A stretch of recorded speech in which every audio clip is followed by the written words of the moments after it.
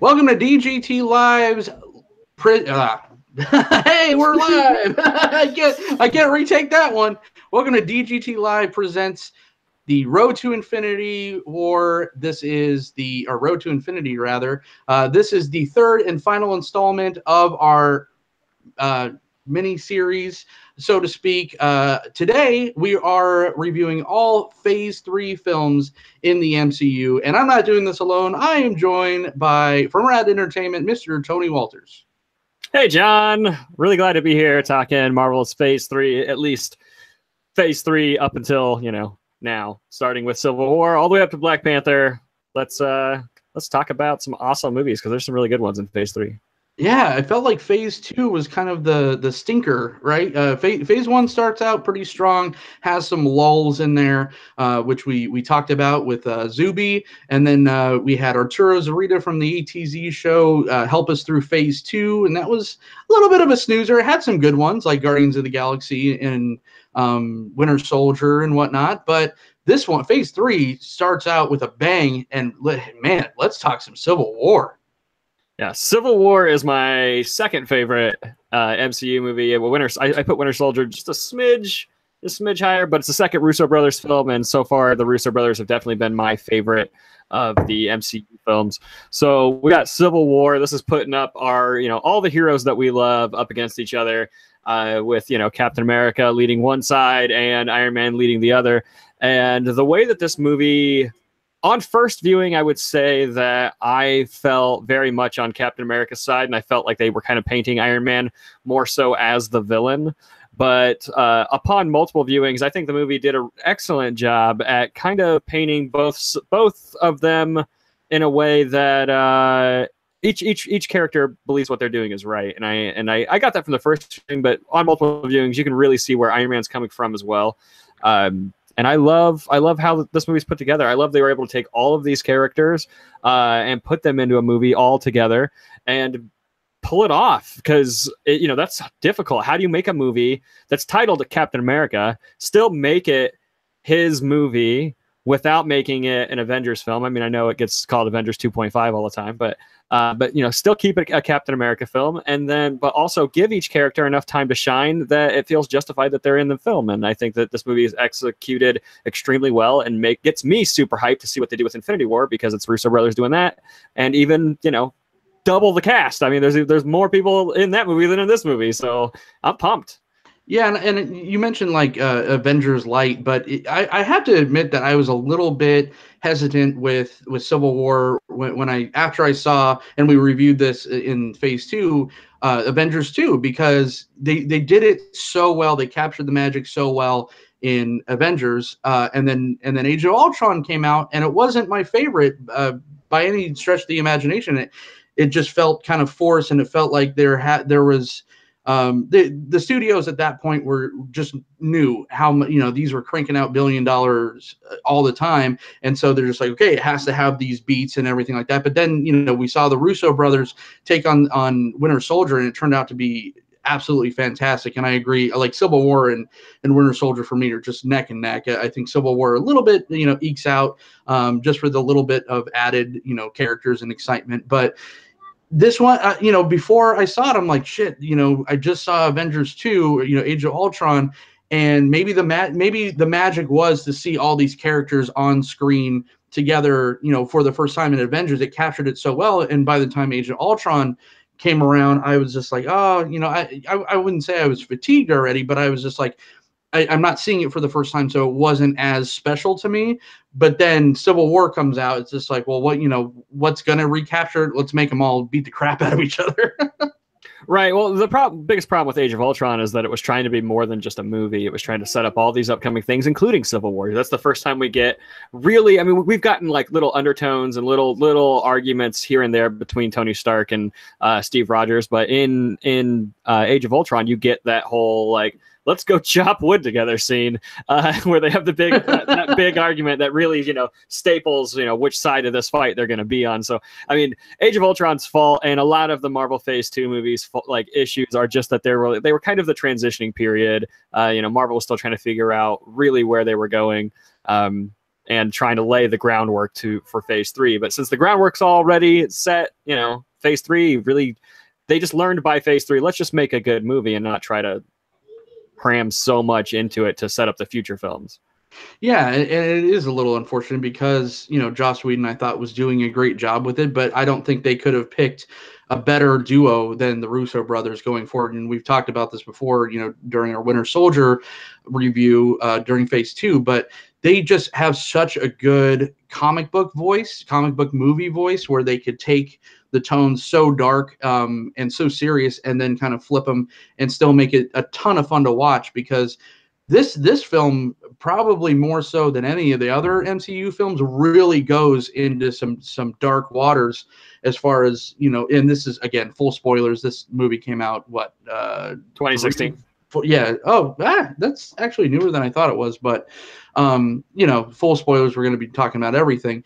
It takes it to a point where the basic, yes, Baron Zemo is in it, and which I thought is actually a pretty underrated Marvel villain. The route that they went with his character, it was completely different from the comic book Baron Zemo, but I kind of liked it. He kind of unsung villain, in my opinion. You might feel differently, but I think that the major MacGuffin of this is the Winter Soldier killing Tony Stark's parents, and that's, for a comic book, story, that's really going to a dark place, or a comic book movie rather. I know that in the real Civil War, the kind of catalyst for everything is someone bombs a school or something, right? Yeah, it's completely different from the graphic novel. The graphic novel is a bunch of young mutants that are shooting like a reality TV show, and they accidentally blow up a school.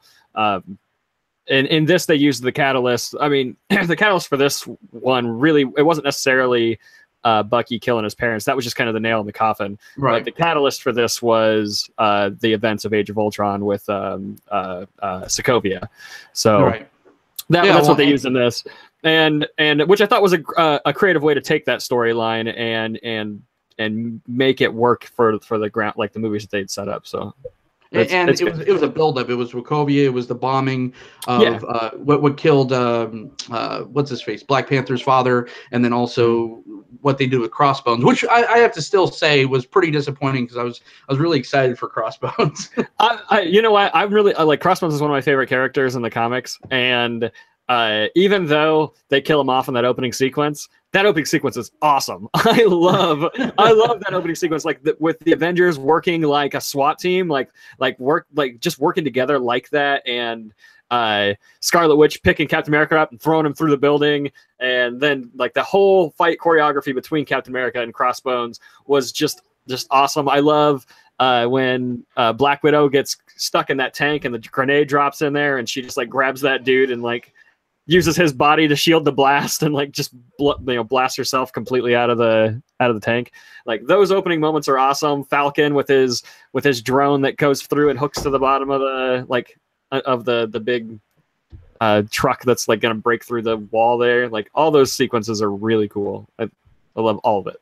Oh, absolutely. It was and it does all that, and then it sets up the exposition of why. And I like that they brought back William Hurt's character to kind of explain, what's going on. And it was and I think that Civil War is the one where we get the young Tony Stark, the Grand Moff Tarkin treatment, right?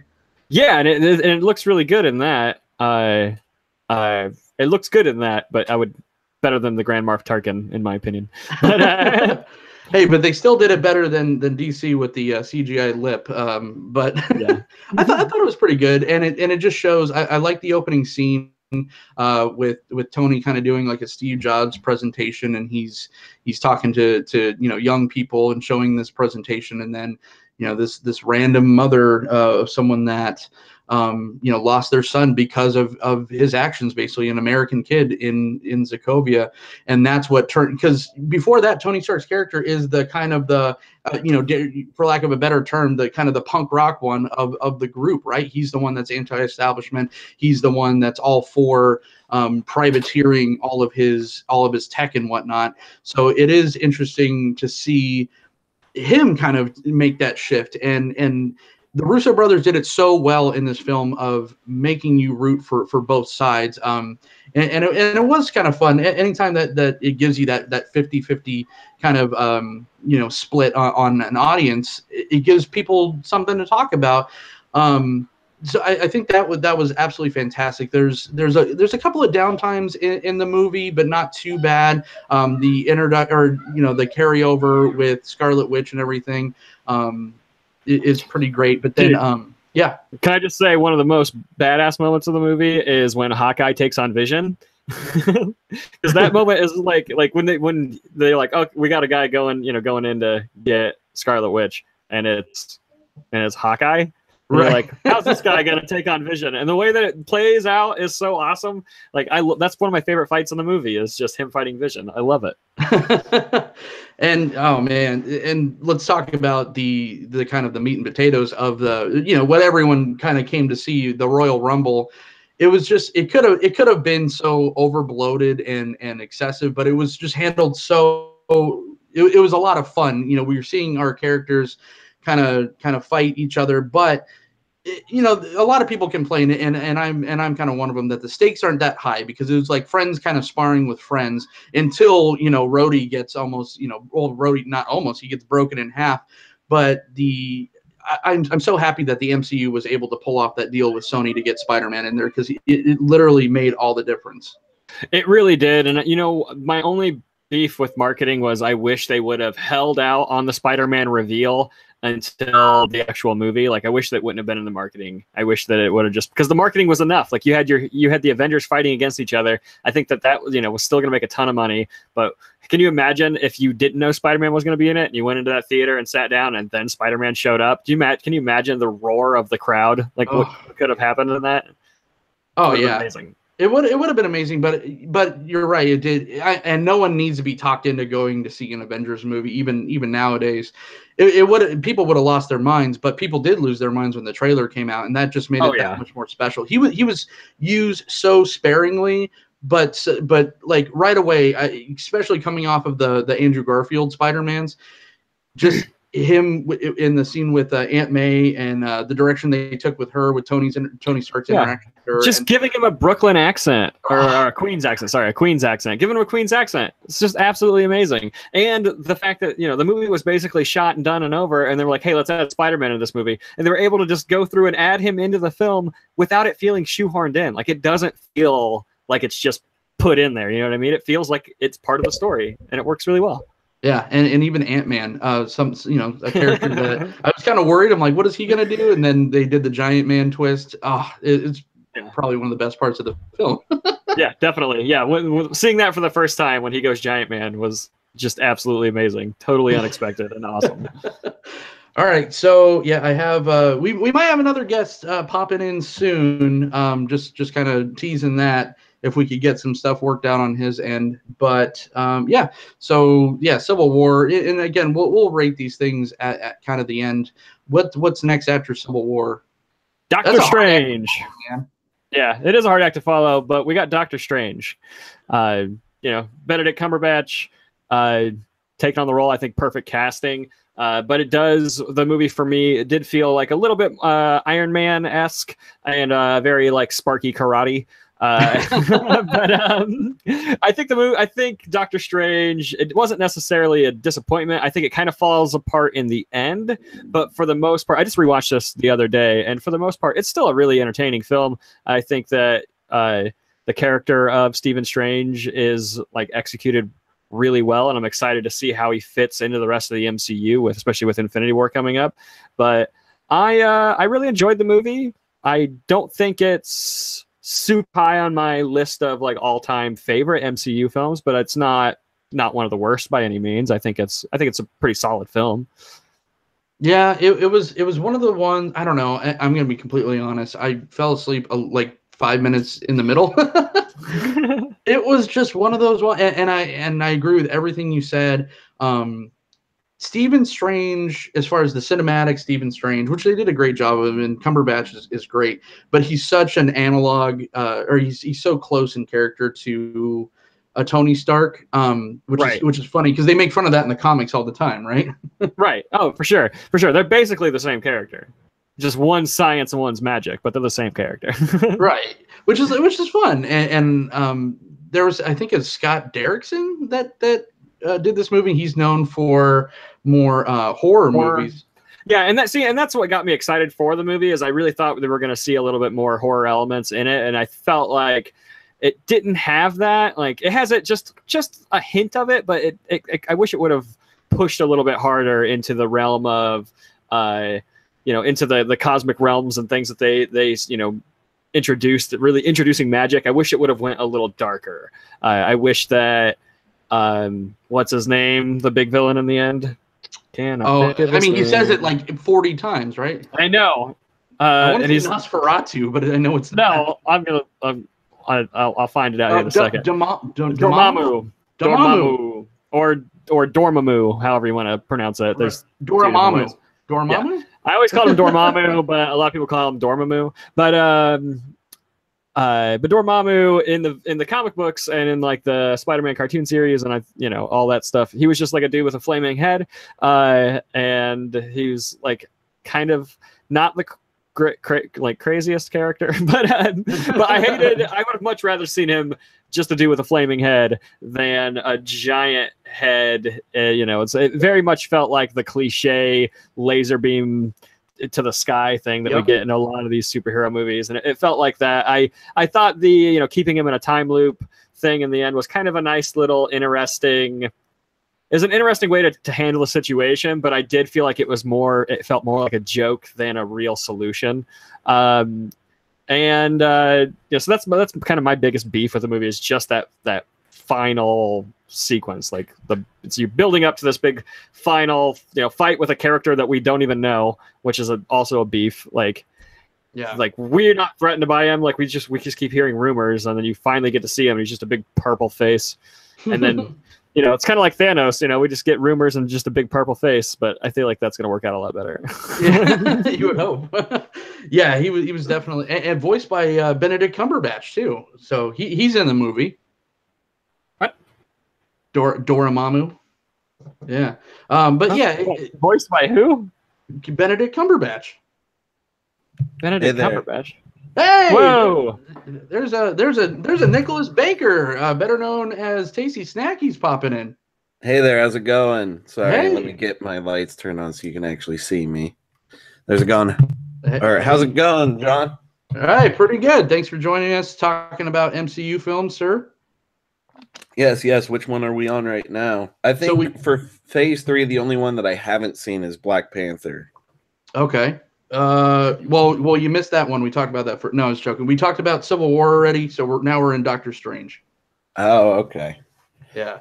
But the one thing that I could say about the film that I did like about it, because Doctor Strange, I didn't hate it. I didn't even dislike it. I liked it quite a bit, but it wasn't one of my favorites, like you said. It seemed very flashy, which it should have been, even though it seemed almost like Inception at times, where they were just kind of going style over substance. But I did like the humor in it. I thought that the humor, and a lot of the times in these movies, the humor is the weakest part of the film. The humor in this one actually worked quite well for me. His interactions with his buddy, I forget the kind of tall, bald guy. Well, yeah. I liked his interaction quite a bit. Yeah, I think the movie's got a lot of really good comedy, and comedy that feels kind of real life comedy. All the stuff. Well, also you got a lot of slapstick stuff though too, with his cape flying around and taking complete control. I love that. I love that it has a mind of its own. Yeah. I just said this movie is it's falls probably somewhere in the middle as far as the overarching MCU films are concerned, as far as how much I enjoy it. What's Tilda Swinton though as the Ancient One? I know there was a lot of controversy of her casting, but I think that she does an excellent job in the film, and her story arc is kind of one of the more interesting ones that are presented in the movie. I wasn't that much of a Doctor Strange fanboy to even care that much, and you put Tilda Swinton in anything, and it's fantastic. Tilda Swinton's a chameleon. You could put her, watch her in Snowpiercer. I didn't even know it was Tilda Swinton until I saw the credits after. She's just phenomenal. Jay in Classic Flicks is in our chat. He says Doctor Strange is a great movie to leave on in the background at a party. Yeah, pretty much, especially like a psychedelic kind of party. Nick, you're just you're the newest one joining us in. What did you think about Doctor Strange as a whole? I've only seen it once, but from what I remember from it, they didn't utilize Mads Mikkelsen, however you pronounce his name, the villain. You got it.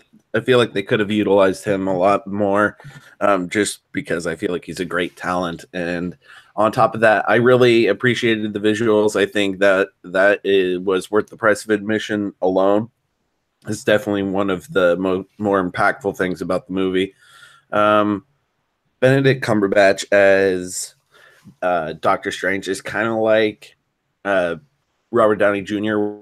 with Iron Man, or his real life persona, as in he's kind of an asshole. But Benedict's just a bit more insufferable with it. So I think that role could have only been played by Benedict Cumberbatch, because he can just really pull off being just a grade A asshole. But I don't know. I feel like if they were to do a sequel for Doctor Strange, they're going to have to explore his character a little bit more and move on from that, because it was cute this time and it worked really well for him. But like, we got to see more aspects to his personality. That is a good point that you bring up, because it doesn't. And correct me if I'm wrong, Tony. You'd probably know. Does Doctor Strange have a 2 on the docket at all? I don't think so. Most of the movies for Phase 4 are untitled. They haven't released any information on it outside of Spider-Man and Guardians 3.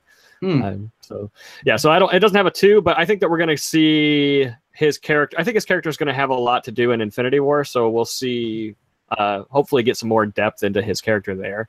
But because it looks like Infinity War is going to take place in 3 different locations, and one of those being New York, and Doctor Strange will be heading all that, I think. Yeah. All right. Moving on. What do we got next? Next on Phase 3 is Guardians of the Galaxy Volume 2. Ooh, so we already talked about this one quite a bit during our Phase 2 review. I'm gonna take this one because this is probably one of my favorite. I'm gonna say it. I'm gonna get all the hate right now, but this is probably my favorite MCU film. I loved. Okay. I don't know. Civil War is pretty damn good, but Guardians 2 is so much fun. I love the hell out of this movie so much. I liked it better than the first Guardians. Kurt Russell, man, as Ego the Living Planet. These movies are just so much fun. Like we've said before on these shows, Guardians completely changed the face of the MCU completely, how they look, how they feel, the humor, and it's going to be really fun to see, the Guardians universe basically and the rest of the MCU collide in Infinity War. We've already seen a little bit just from the trailer. It's so much fun, and it does take itself seriously sometimes with Rocket. Rocket's a petulant fucking mess in this movie, and everything with Gamora and Nebula is super interesting. I love this movie so much. Nick, what do you think about Guardians 2? So I kind of feel the opposite about you. I personally think the first Guardians was better than this one. I personally didn't like Ego all that much. I was kind of psyched for Kurt Russell because I'm a big Lebowski fan. So I was kind of excited to see what he'd do. But I did like this movie in the fact that it was more of Peter's movie more than it was anyone else's. There were like 3 main arcs, one being Rocket, the other being Peter, and then the third being like the slow reveal of Ego being the villain, even though it's kind of known that he's the villain from the beginning. But yeah, I liked the aspect, the father-son aspect with it, especially with him and Yondu. I think Yondu towards the end really picked up and helped save the movie for me. He steals the show. Yeah, really, especially with "I'm Mary Poppins, y'all." Like that's like one of the best lines in any of the MCU films, hands down. But I wouldn't say that it's like bad necessarily. It's just I was expecting I guess I was just expecting Guardians of the Galaxy 1, but over again, and I got a little bit more than what I was bargaining for. I do like the Nebula thing. where they're going with Nebula. I kind of hope like she kind of turns into like a backstabbing villain in the end. I like the movie for its character development, but when it comes to like laughs and that kind of stuff, I'd rather just put on the first one. Yeah, Tony. I don't like it. No, I mean it's a fine movie. I think that the Rocket and Rocket and Groot and what's his name? I don't know. You just said it. Peter Quill. No, the dude with the mohawk. Yondu. But the stuff with Yondu and Rocket and Baby Groot, all that is great. Like that story arc between those characters, Rocket, being stuck in this. He's completely alone at this point. His best friend's dead, and now he has to raise his best friend's child, or his best friend as a child, whichever way you want to look at it. But I guess it's supposed to be Groot's baby, which makes sense. But he's stuck raising his best friend's kid, and he's got nobody to talk to, and him and Yondu have like a connection between because of this. That's the interesting stuff. All the stuff with Peter Quill is just so boring and just exposition. Let me tell you this long story that doesn't matter. The whole movie has no conflict at all. It's like, let's open up with all these gold people, not explain them, and then they're just going to pop up like Deus Ex Machina throughout the whole thing, and then. I hated it. That was annoying. How they just kept showing up throughout the film, but has no conflict at all until like the second half of the third act when he's like, oh yeah, and I'm the bad guy. Let's fight. That's when the conflict finally arises. But it's enjoyable. It's got a lot of funny moments. The part with Gamora, and she's got that giant gun and she's shooting down Nebula, like that part was really cool. That looked ripped straight out of the comic book, so that was really cool. I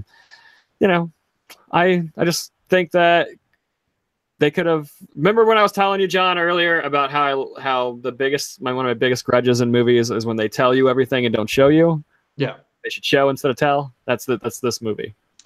See, and I'll agree with both of you on this. The gold people are definitely the weakest part of it, but I think for whatever, it's the setup. That's setting up another character coming out. And I mean, this is just speculation, but I'm pretty sure it's setting up Adam Warlock. He's the post-credit scene. Yeah, so I mean that is the weakest part of this for sure, but it was kind of a necessary part to connect it to some other stuff.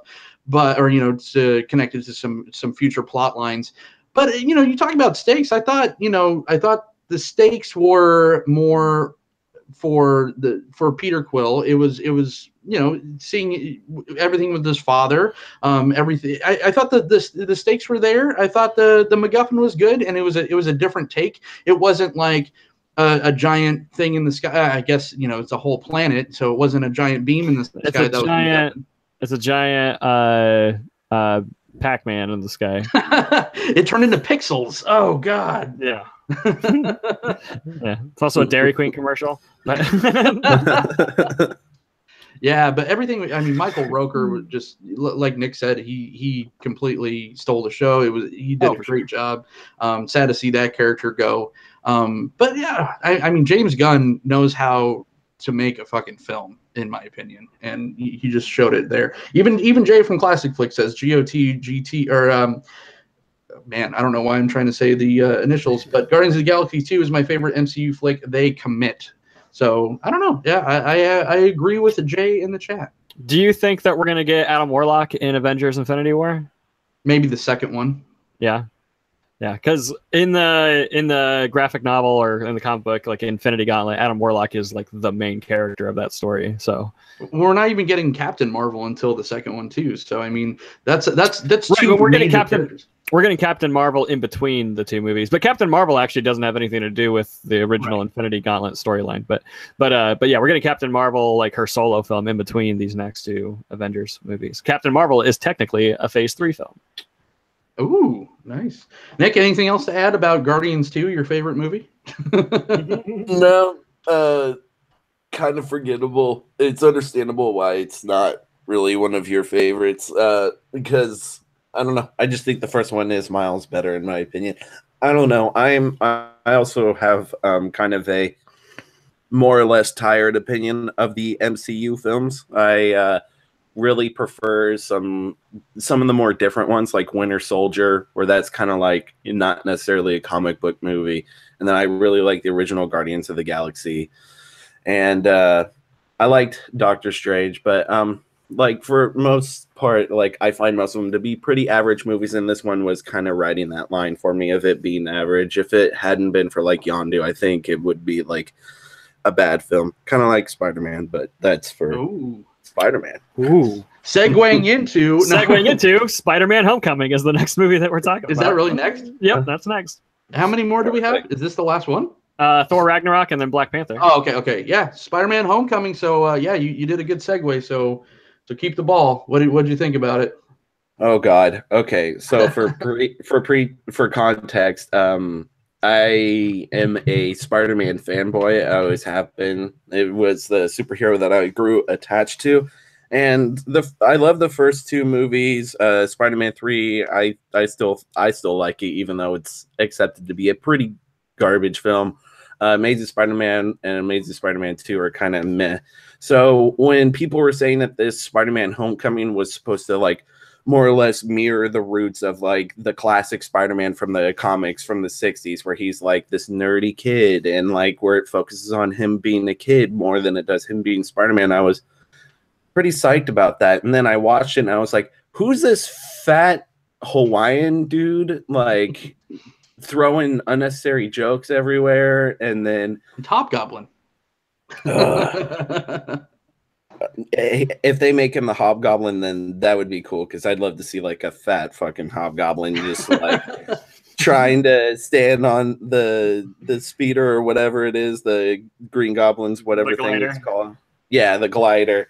But we need to see the Green Goblin first too, though, because he's trying to emulate the Green Goblin. But hopefully they don't fuck it up like they did with Amazing Spider-Man. But in this film, the only things that I can tell you that I liked for certain was Michael Keaton as the Vulture. I think he's probably one of the best Spider-Man villains in that role. He's up there with like Alfred Molina and whoever plays the Goblin. I can't remember his name right now. William Dafoe. Thank you. That's kind of one of the things that saves the movie for me. Tom Holland as Peter Parker, I feel like he is too Marvel-y. He's like too like awkward and like making funny jokes for the audience type thing. Like, yeah, Spider-Man's supposed to be like that, but he's more of a like, he's more nonchalant and aloof about it, whereas this Peter is more like dumb kid. And even though they're supposed to make him dumb kid, I feel like they're kind of like caricaturizing him to be that way. So I don't know, but other than that, the movie was pretty forgettable. There's not that much that I remember about the movie at all. It's just a very paint by the numbers Marvel film, because they bought the rights from Sony and they're like, well, we got to make this a property. We got to throw them in Infinity War. Just put them in a basic ass storyline and go. I feel like that's kind of what this movie was. So you missed our Civil War talk. Did you like Spider-Man's inclusion in Civil War, or just his role at all in that film? I thought it was cute, and I was like, oh, I wonder what the movie's going to be like. I hope it's not like this scene. And then it turned out to just be that scene with the entire movie, or scenes, because he was kind of involved in Civil War. I did like the fact that they weren't retreading the same storyline and how they are trying to incorporate Tony Stark into all of it. I did like that aspect and how they kind of changed the great power comes great responsibility into the you don't deserve this until you can prove yourself kind of thing, how they changed that iconic message.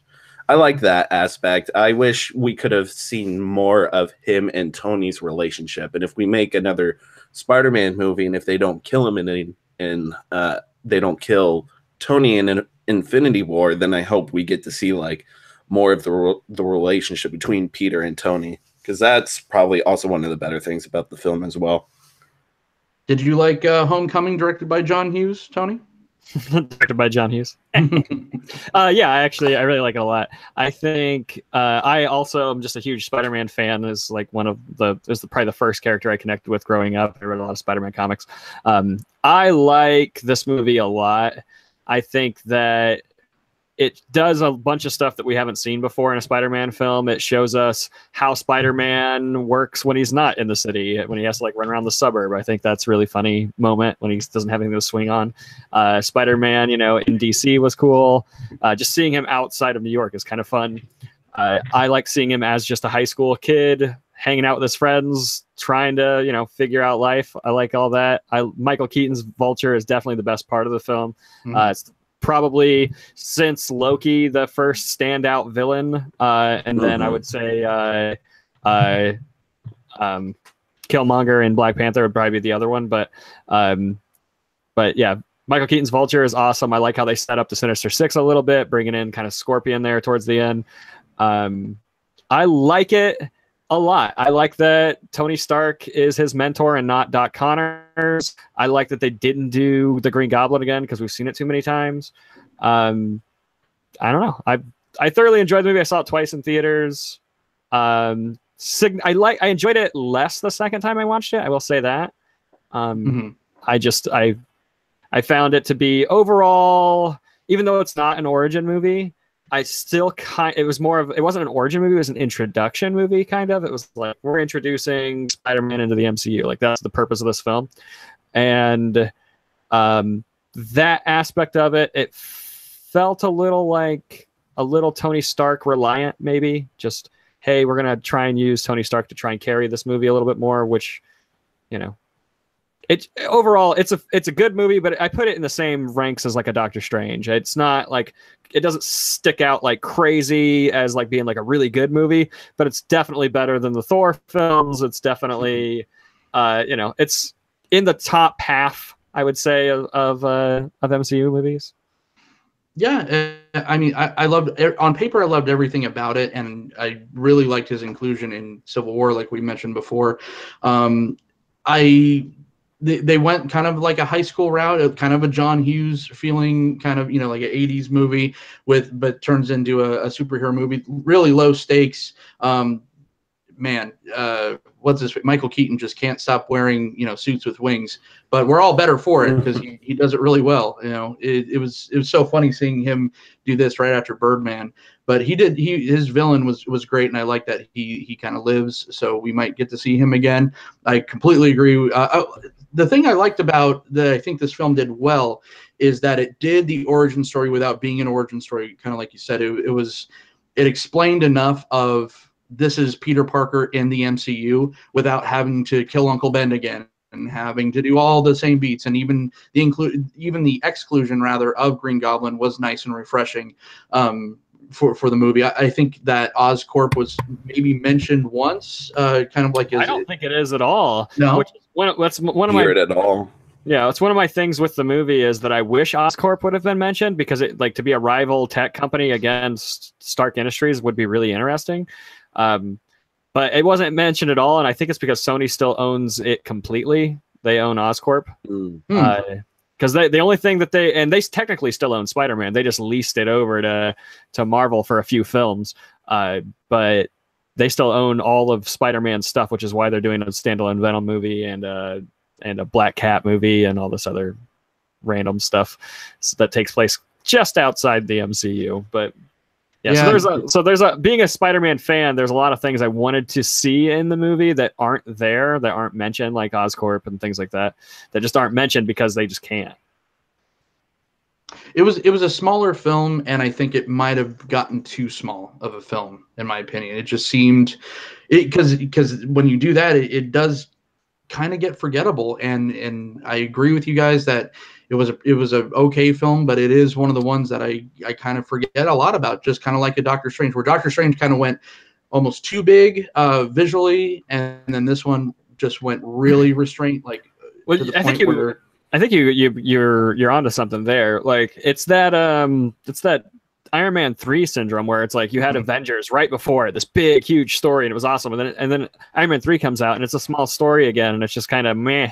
Like this one, we had Civil War, and then Doctor Strange, which was still, like it or not, it was still big, big fantastic movie, like fantastical movie, and then Guardians of the Galaxy Volume 2, which is also a giant fantastical movie, and then Spider-Man Homecoming. They just make this really small story, And so you're used to seeing these big epics, and then it's like, oh, now we just have this kid in high school fighting Birdman. Yeah, and some random street thugs with tech. I did kind of like the, what is he called? I like that. I liked his character a lot. Yeah, I liked the Shockers. Like those two characters, like I like how that was a pretty good joke. That them implementing the two Shockers with him just killing him. And he's like, oh, I didn't realize he was going to kill you. That was probably one of the better jokes of the entire film. Yeah, definitely. Yeah, and I like that they tie it into the bigger picture by using the alien tech to like power everything. I like that like that's just a cool little little side note to the story is, hey, all this tech came from the events of Avengers. I love that. It also, opens up plot lines for like future movies too, probably with them using the alien technology. Maybe they'll use it in like Infinity War to fight Thanos or something. I like the end scene too, where he kind of turns down the Iron Spider suit, but then in the Infinity War trailers, we see him wearing the Iron Spider suit. So I don't know. Well, I think he's going to have to wear it because they're all going to have to go to Titan to fight Thanos, and so he needs it to breathe. Yeah. All right, that's Spider-Man: Homecoming. Yeah, it was a fun film. I'm glad I saw it. And it's funny too because that was like one of the last ones that I got around to seeing, and it's the one that I remember the least about. But what's next? We got two left, I think. Thor Ragnarok, right? Yep, Thor Ragnarok. All right, this is all you, man. I think Tony, you were the one that really, really liked Thor Ragnarok, right? No. That's right. You did not, but I enjoy it. I think it's a good, decent enough movie. It's whatever. It's the best Thor movie, that's for sure. Yeah, it's not saying much. But my problem with the movie is that it's just too funny, and some people might disagree with me and think that it being funny is the reason why it's good. I mean, it is really funny. I think that the trailer set up one kind of movie, and the movie wasn't what the trailer set up. The trailer set up like a really dark movie, like with Thor's hammer being destroyed and all the stuff with Hela. All those scenes you see in the trailer are so awesome, and when they show those in the movie, those stories or those scenes are really awesome. All the stuff from the flashbacks, all that stuff's really cool. But I think that every time an awesome thing happens in that movie, they undercut it with a joke, and it just really annoyed me. But it's a Taika Waititi, right? He's the writer. Yeah. He did like he's also the voice in the Shadows. Yeah. Rock Monster, which is a great character. And the most interesting thing that they bring into the movie, or the two things, is like destroying Thor's hammer, him getting his eye cut out or whatever. Now I swear an eye patch, but whatever. But him discovering that the power is inside of him is kind of cool. And the Hulk he's been the Hulk since the events of Age of Ultron, since he flew away. Like, he has not been Banner since then. He's just been the Hulk for 2 years. So the Hulk actually has like a mind now, and his mind is growing. He can communicate. Those are aspects that I think are really interesting to introduce to the MCU. But outside of those little plot lines, I think the movie as a whole was just kind of disappointing. So real quick before we get Nick's take on it, Jay from Classic Flicks in the chat said he loved Thor Ragnarok, loved it, best musical score of the whole MCU, straight out of Flash Gordon. They even recreate some of the same shots. So before I kind of give my take on it, what did you think, Nick, about Thor Ragnarok? So I think you were confusing it with me, because I think this is one of the better Marvel MCU movies since Winter Soldier, in my opinion. But that's also because of the forced humor, and I will admit that it does have a lot of forced humor in it. And I can understand why that kind of kills the film, because that's kind of what it did for me for Spider-Man. But I personally just feel like it was a bit more better implemented in Thor Ragnarok. It kind of turned into this weird buddy cop movie involving him and the Hulk. So I like that aspect. I don't really know that much about Thor and or Hulk. And from what I understand, they took elements from the Planet Hulk storyline and incorporated it into this, or maybe they were originally intersected. I don't know. But I also really liked Hela. I wish they would have shown more Hela, because I also thought she was one of the more interesting Marvel villains, but we just didn't really get to see enough of her. But I was talking with my sister about this, especially with the reprise of Led Zeppelin's "Immigrant Song" used twice in the film. I was thinking about it, and we were looking at other elements in the film, and like we we came to this theory that it's actually supposed to be like emulating a Shakespearean play almost, kind of like that same like tragedy, like maybe a tragedy comedy, just like how he used to write and everything. But I don't know, maybe I'm just getting a little too deep on some Marvel film. But yeah, I thought it was a much more watchable film, and I think it's because of the mile-a-minute jokes, and it helps keep you interested, because most of the time for general audiences that go into this film that don't really know much about Marvel or whatever, they ultimately don't really care about the finer details of the plot line and who and what each character is. So I feel like the jokes really help accentuate that, because no one really liked the first two Thor movies. So when you bring in the like, God, another Thor movie, and they're like, no, we got jokes, you can laugh. That's what I kind of feel like it was with this film. Yeah, this is essentially the Thor reboot movie, in my opinion, because they took this character that wasn't well, Thor is probably the least popular Avenger, and then the movies were kind of the least liked films. The first one had some good stuff in it, but the second one was a complete trash fire.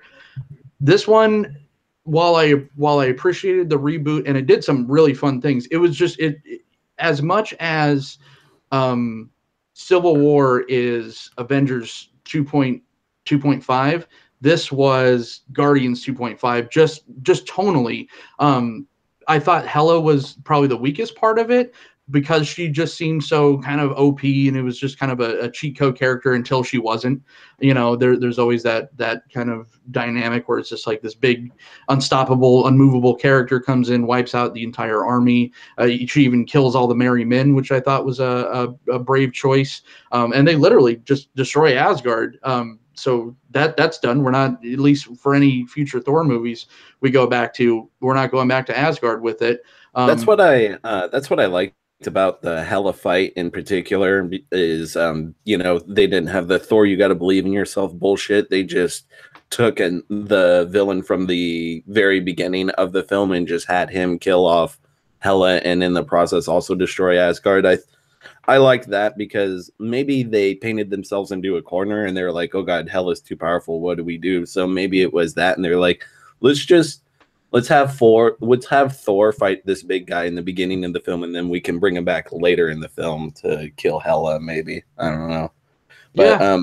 I thought it was also interesting that they both incorporated Immigrant Song in both of those scenes. So that's kind of what made me think about that. But yeah, that's why I kind of wish that they had more scenes with Hela, so that way we could really understand who she was as a character, more than, like you said, a god mode pretty much all the time, cheat codes. What do you guys think about? Well, rumor has it that she might. I mean, he's been in all of them, right? Hasn't he? No, I think he was in the other two Thor movies, right? I didn't think so. I might be wrong. I'm pretty sure he's been in it the whole time. I think he's been in it the whole time. He's just had anything to do. But no, I mean, I thought he was okay. I don't know. I'm just not a huge fan of the movie. I kind of forgot he was in it until you mentioned it. Like, I forgot that he like switched sides for a little while and whatnot. But yeah, I think that the best part about Thor Ragnarok is the poster, because it's one of the coolest MCU posters ever. I love that poster. Yeah, I love that poster a lot. Not that one. That one. Oh, different one. Different one. But I mean, Jeff Goldblum, being Jeff Goldblum in this kind of setting was great. I did love the buddy cop thing. I liked how Hulk is becoming more of a character, not just a Megazord for you Power Rangers fans out there. It's just Bruce Banner all the time, and then when you need him, he turns into this mindless thing. I liked the comedy in between them, but the biggest thing for me was it was just so joke, where it could have shown a little more restraint. I didn't really care for the character of Valkyrie as much. I I don't know. So like I said, on paper, this should have been a great fun time because I love the Guardians movie so much. And I appreciated, like I said, the reboot of the Thor franchise because by far this is the best one of the three. But I just think, it was a little strange. It was just, I don't know, something about it's just kind of weird and off-putting. You had Loki and again, Tom Hiddleston is great as that character, but Thor's still falling for his bullshit every once in a while. I don't know. So yeah, not one of my favorite movies, but definitely a good one in the MCU, but just not in the top half for sure. Anything else about Thor Ragnarok before we move on? Nice. Look, Tony's got the. I did. Oh. No, not really. I don't have anything else to really add to it. I think that. Yeah, I don't know. I got nothing, I guess. I'm just babbling. I'm just babbling on and on. Yeah, and I honestly don't know that we need to touch too much into Black Panther. I think if people really want to know what we think, they can head on over to our director's cut episode, right? Yeah, right. We already and we'll spare Nick too because you said this is the only one that you didn't see, right?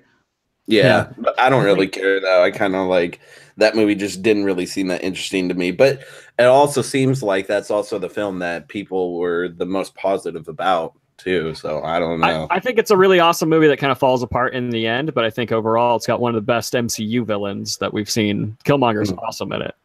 I think two MCU villains because I can't sell what's his face short either. Andy Serkis. Oh man, he's great, fantastic in that film.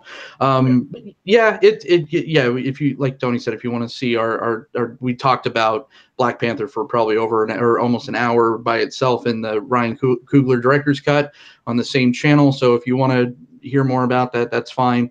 But yeah, Black Panther, like we said before, just to sum it up, it was a fun film. It had some really great moments, and Ryan Coogler, we did a whole director's cut on him. I love him as a filmmaker, but probably his weakest movie, in my opinion. So yeah, that's the MCU Phase 3. We are weeks away from Infinity War. Yeah, keep in mind that is only a little over half of Phase 3 because we have Infinity War, Ant-Man and the Wasp, Captain Marvel, and Avengers 4 all still part of Phase 3. So yeah, we're a week and a half outside of Infinity War.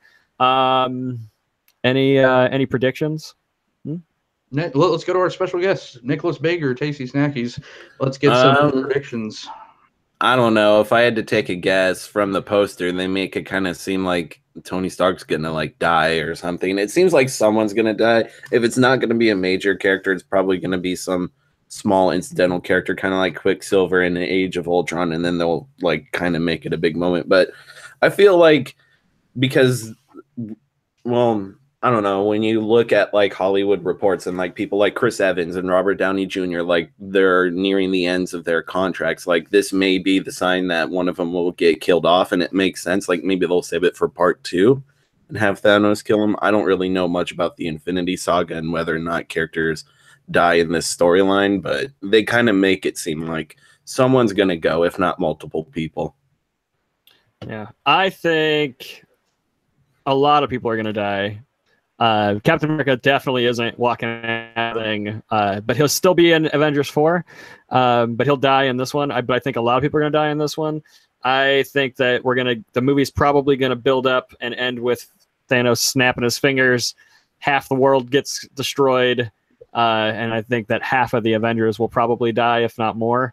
And then Avengers 4 is the remaining half of the team traveling through time to collect the Infinity Stones before Thanos can get his hands on them and try and save everybody. So you're basically saying this is Flashpoint. They're killing everyone, and then just to get to a point where they could reset everything and have everyone still in the franchise.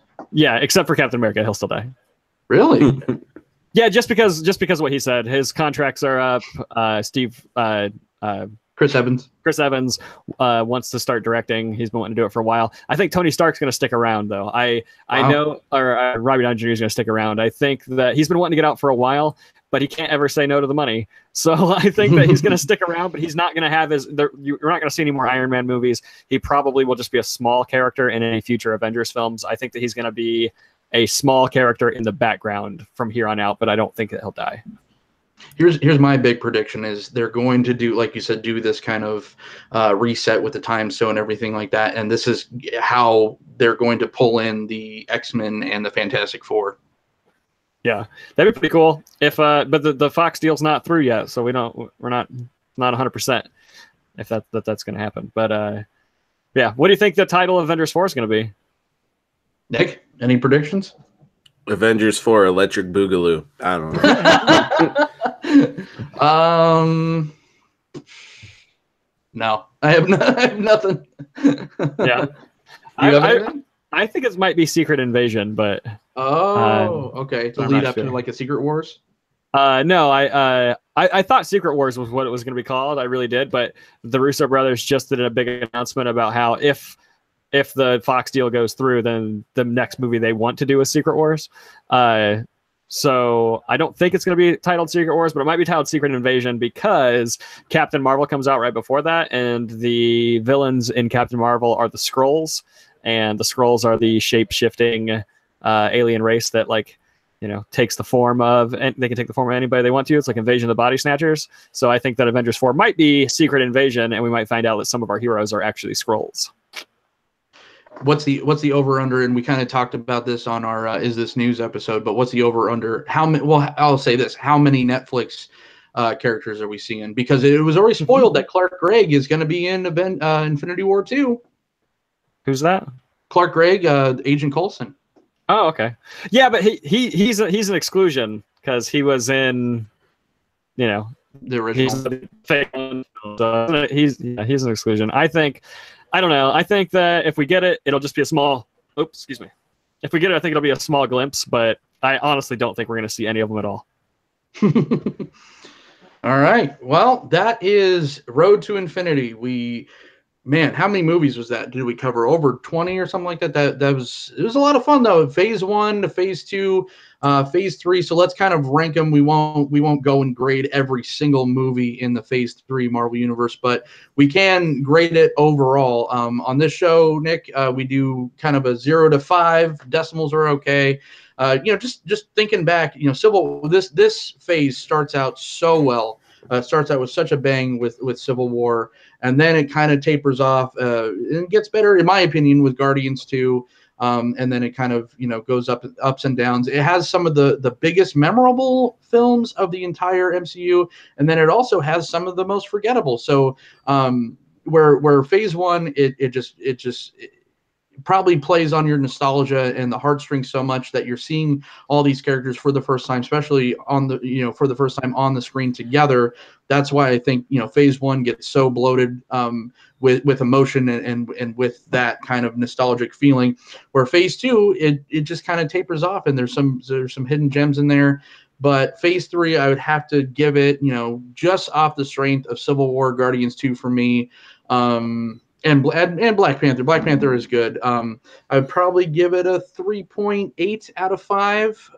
What do you guys think about Phase 3? I think that's a pretty good score, actually. I think I might just steal that from you. I was debating. I was debating somewhere within the 3 to 4 range. Because Civil War is my second favorite MCU movie, but everything else in Phase 3.